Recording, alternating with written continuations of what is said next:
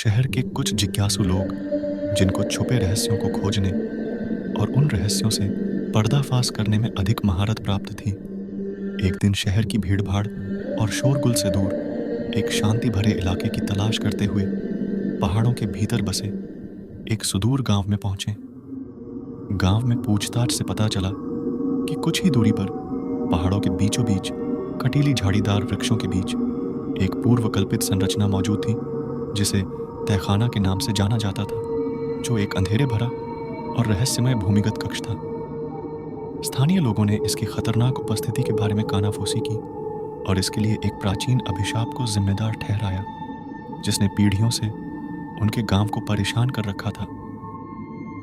यह रहस्यमयी कहानी सदियों पहले शुरू हुई, जब अबलोल नाम के एक दुष्ट जादूगर ने तहखाना के भीतर किए गए एक अंधेरे अनुष्ठान के माध्यम से अमरता प्राप्त करने की कोशिश की। पूरे गांव में उसकी जादुई शक्तियों का भय समा गया था। ग्रामीणों ने उसकी शक्तियों से डरकर कक्ष को सील कर दिया था, जिससे वह और उसका काला जादू अंदर फंस गया था। हालांकि अबलोल की प्रतिशोधी भावना कायम रही और उसका श्राप ग्रामीणों को पीड़ा देता रहा।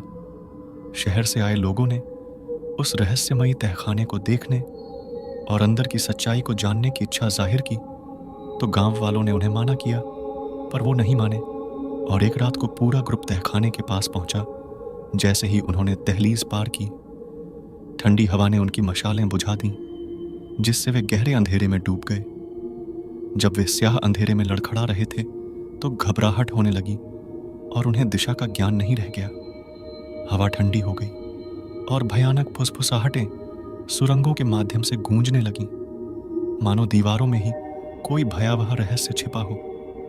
ग्रामीणों की चेतावनियों को नजरअंदाज करते हुए उन्होंने इसकी गहराई में छिपे रहस्यों को जानने की कोशिश की।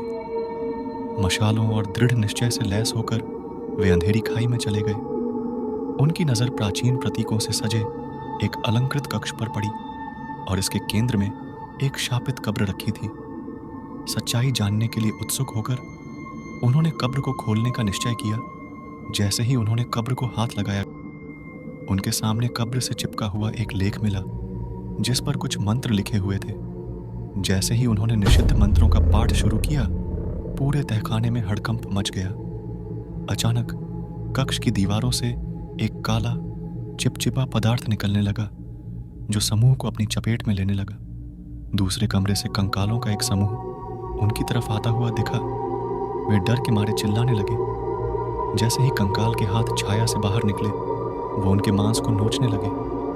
अबलोल की प्रतिशोध की भावना साकार हो गई, मानो जैसे उसकी आंखें द्वेष से जलने लगी हों। कंकालों ने जोर जोर से भयानक आवाजें निकालनी शुरू कर दी। कमरे में जैसे भूचाल आ गया हो। कंकालों की आवाज इतनी भयावह थी कि उन सबके कान के पर्दे फटने लगे। दबी आवाज में अबलोल ने घोषणा की कि उनकी आत्माएं उनकी शाश्वत कैदी बन जाएंगी। भय और हताशा से सब इधर उधर भागने लगे। दरवाजे जैसे गायब हो गए। चारों तरफ सिर्फ दीवारें ही थीं। वहां से बाहर निकलने का कोई रास्ता नहीं था। एक एक करके उनकी जीवन शक्तियां खत्म हो गईं। उनके शरीर निर्जीव भूसी में बदल गए। शापित तहखाना ने एक बार फिर अपने पीड़ितों का दावा किया था। जैसे ही सुबह हुई और सूरज की किरणें कक्ष में घुसी, तहखाना का प्रवेश द्वार अपने आप बंद हो गया। ग्रामीणों ने साहसी लोगों की मृत्यु पर शोक व्यक्त किया, जो अभिशाप की शक्ति की एक गंभीर याद दिलाता है। तहखाना अबाधित रहा, एक शापित कब्र जिसमें उन लोगों की पीड़ित आत्माओं को रखा गया जिन्होंने इसके रहस्यों को खोलने का साहस किया। आज तक गांव प्राचीन अभिशाप का बोझ झेल रहा है, इस खौफनाक ज्ञान के साथ कि दुष्ट तहखाना हमेशा उन जिज्ञासुओं की आत्माओं का भूखा रहेगा जो इसकी शापित गहराई में प्रवेश करने का साहस करते हैं।